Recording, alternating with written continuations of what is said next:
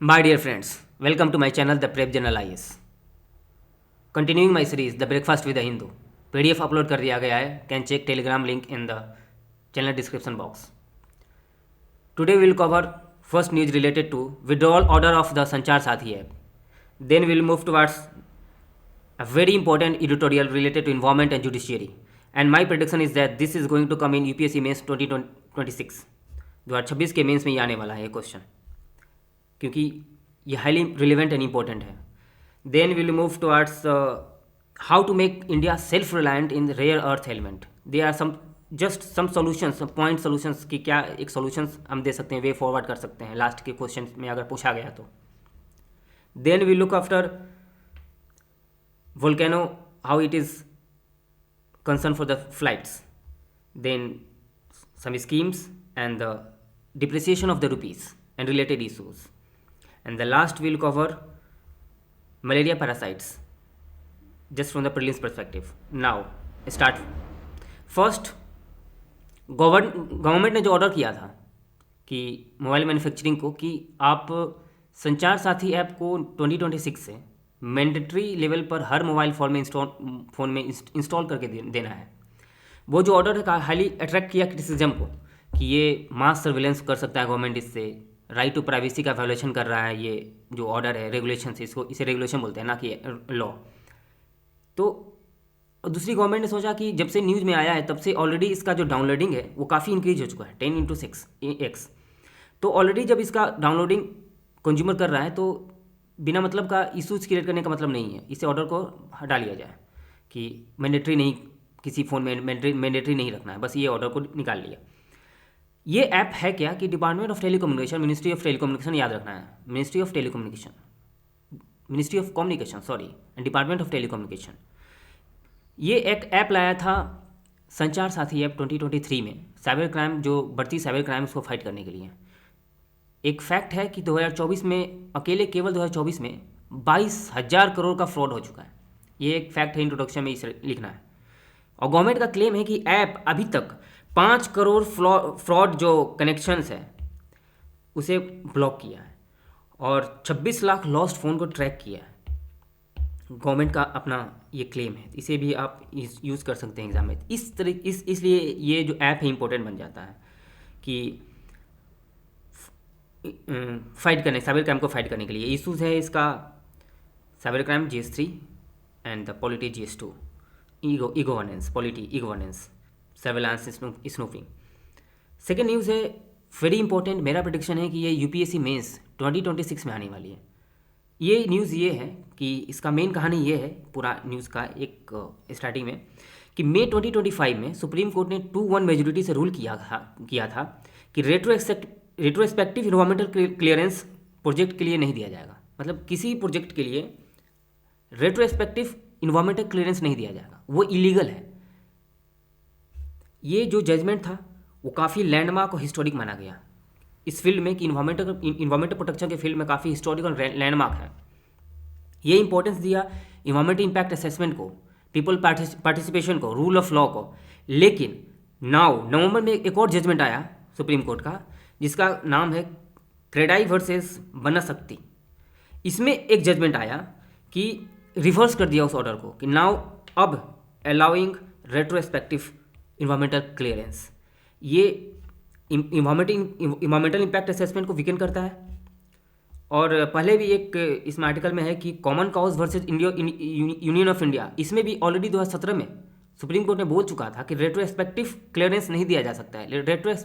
Retrospective clearance का मतलब ये हुआ कि कोई प्रोजेक्ट इन्वायरमेंटल क्लियरेंस लेने से पहले उस पर काम शुरू कर दिया है, प्रोजेक्ट बनना स्टार्ट हो गया और करीब 5-6 महीना हो गया, सपोज उस पर काम चल रहा है, अब काम होने के बाद उस पर क्लियरेंस लेगा, तो ये इलीगल है. सुप्रीम कोर्ट का पहले बोला था, लेकिन अब वो बोला कि नहीं, एक टाइम फ्रेम में गवर्नमेंट का भी एक मैंडेटरी था 2017 का 27 में गवर्नमेंट ने बोला था कि एक टाइम फ्रेम में आप रेट्रोस्पेक्टिव क्लियरेंस ले सकते हैं.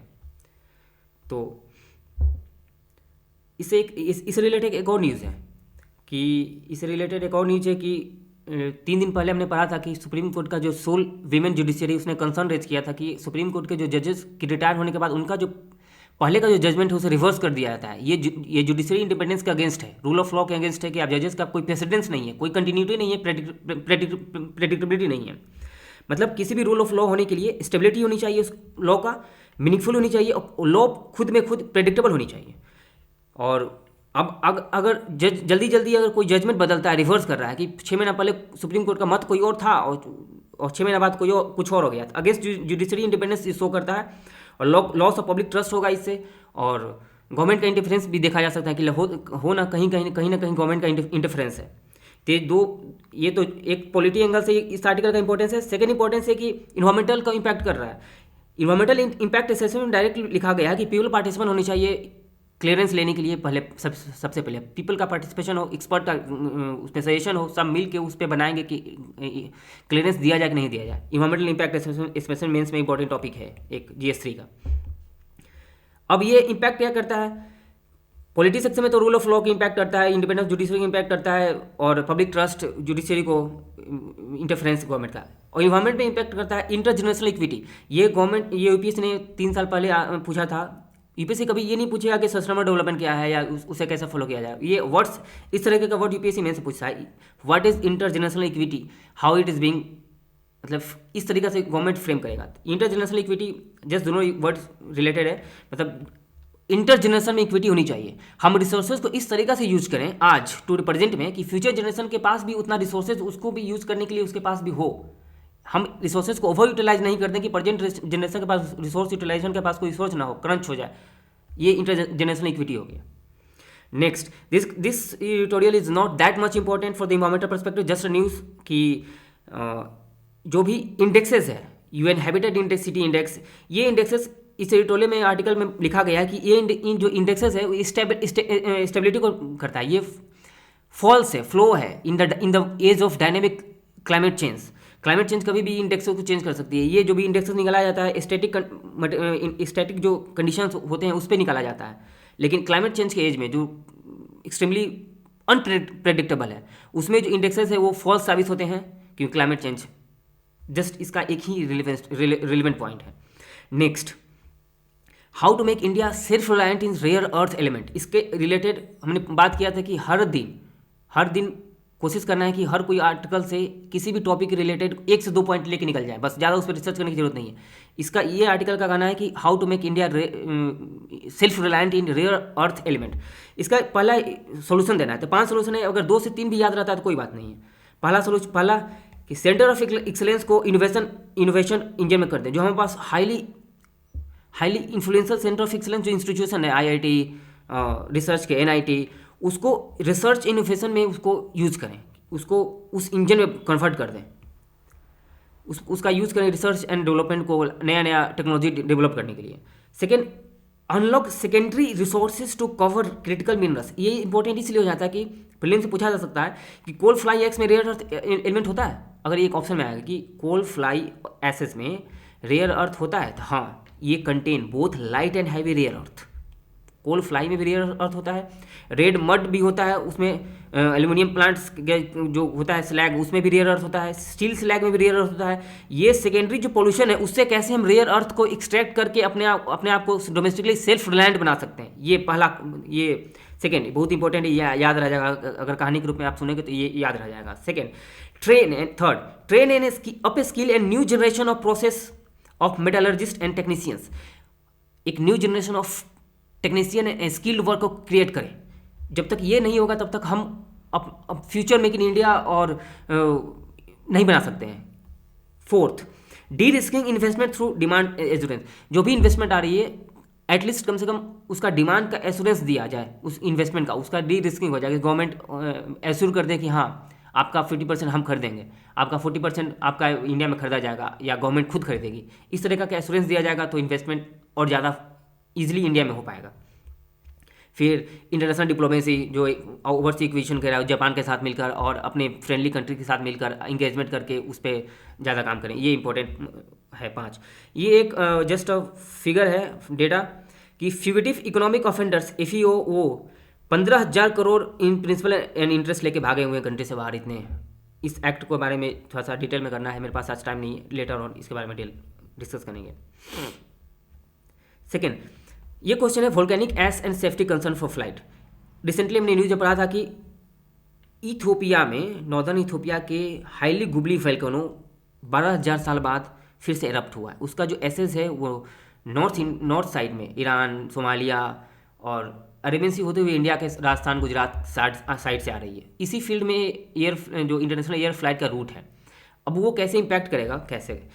सल्फर ऑक्साइड होता है वोल्केनो में, ये बहुत बार एग्जाम में यूपीएससी पूछ चुका है। Tiny particles of glass and rocks and volcanic ash. Main जो जेट इंजन है, रॉकेट इंजन और जेट इंजन में दो अंतर है। Rocket engine versus jet engine. Jet engine जो है वो अपने साथ एयर लेके ट्रेवल नहीं करती हैं, एयर ब्रीथिंग इंजन इसको बोलते हैं, और ये अपना साथ ऑक्सीजन लेके चलती है क्योंकि इसे आउट ऑफ एटमोसफेयर जाना होता है। तो जेट इंजन काम कर कैसे करता है कि sucking air in the sucking it, mixing it with the fuels and burning it and the pushing hot gases out of back to produce thrust. इस केस में क्या होगा कि सिल्का का जो एसेस का सिल्का है उसके अंदर जाएगा, सिल्का हीट में वेपोराइज होगा, उसके बाद फिर से डिपॉजिट हो जाएगा हॉट पार्ट्स पे, और ये ब्लॉक कर सकता है इंजन को, शटिंग डाउन हो सकता है एक्सीडेंट हो सकता है। एग्जाम्पल में हाँ, एक्सीडेंट एक बार हो चुका है 1982 में। That's much. Next article. Government का कहना है कि समग्र शिक्षा से जो स्कीम है उसका फंड आपको अगर रिसीव करना है स्टेट को, तो उसके गाइडलाइंस को फॉलो करना पड़ेगा। Just it says the news सेड्स इट ऑल कि उसके गाइडलाइंस को फॉलो करना पड़ेगा। नेक्स्ट, रुपीज डिप्रिसिएशन हो रहा है। The rupees depreciated 0.4% to close at all time low of $90.14, 90.15 US dollar हो गया है ₹1 का। ये डिप्रिसिएशन हो रहा है। इस रीजन क्या है, रुपीज डिप्रिसिएशन होता क्यों है, पहला रीजन, कुछ रीजन देख लेते हैं। Influence by demand and supply of the forex, foreign currency का जो डिमांड एंड सप्लाई का जो अनबैलेंस होता है उसके कारण मेजोरिटी ऑफ द रीजन यही है कि डिमांड जब डॉलर का ज़्यादा हो जाता है, जैसे कि किसी भी आर्टिकल का इकोनॉमिक्स टर्म में हम समझते हैं कि किसी भी आर्टिकल का डिमांड ज़्यादा होता है, प्राइस ज़्यादा होता है, उसी तरीके से डॉलर रुपीज़ का डिमांड सप्लाई फोर्स पे काम करता है। तो demand supply force one of the reason. Capital inflow and outflow, capital inflow and flow demand supply of the dollar को इम्पैक्ट करता है, ये भी सेकंड रीजन है। लेकिन इम्पैक्ट ये अल्टीमेटली ये जो होगा तो ये यहाँ पे इम्पैक्ट होगा, डिमांड ज़्यादा हो जाएगा डॉलर का और रुपीज़ का सप्लाई बढ़ जाएगा। आरबीआई इंटरवेंशन, आरबीआई भी इंटरवेन करती है। सोल्ड एंड जब फॉरेक्स का रुपीज़ का डिवेल्यूशन हो जाता है तो मार्केट में डॉलर का सप्लाई करने के लिए आरबीआई सेल करती है डॉलर, तो डिमांड करने के लिए। ये भी RBI intervention. Market expectation and global statement, ये दीज आर स्पेकुलेशन, एक दो स्पेकुलेशन की डिमांड करती है कि डॉलर का प्राइस बढ़ने वाला है, तो स्पेकुलेशन में इन्वेस्टमेंट होता है। 3-4 फैक्टर। क्या रीज़न है ये रिसेंट का डिप्रिसिएशन हुआ है, उसका क्या रीज़न है, उसे हम फाइंड करना है। कहानी में ये नहीं कि स्टैटिक हम जाएँ कि क्या रीज़न है डिप्रिसिएशन होने का और उसमें क्या इंपैक्ट होती है। UPSC expect in mains, especially in the mains में यूपीएससी एक्सपेक्ट करता है कि आपको रियल रीज़न पता होनी चाहिए कि अभी जो करंट सिनेरियो है वो किस तरीके से इंपैक्ट कर रहा है डिप्रिसिएशन में। तो फर्स्ट रीजन एक्सपर्ट ब्लेम करते हैं कि lack of clarity regarding the trade deal with the US, delay, uncertainty, pressure of the rupees and depreciation of the rupees. Next, foreign investors selling Indian stocks and going to search of the, हाँ, foreign जो investors हैं जो India में invest किए हुए थे अपने stocks equity को, उसको सेल कर रहा है।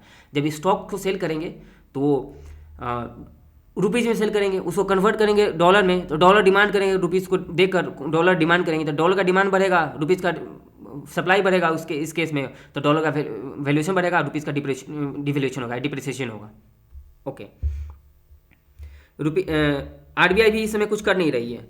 कुछ का एक्सपर्ट का कहना है कि this is not just much worrisome situation, अभी इतना ज़्यादा नहीं आया है क्योंकि इंडियन कंज्यूमर्स को ज़्यादा इम्पैक्ट नहीं पड़ेगा।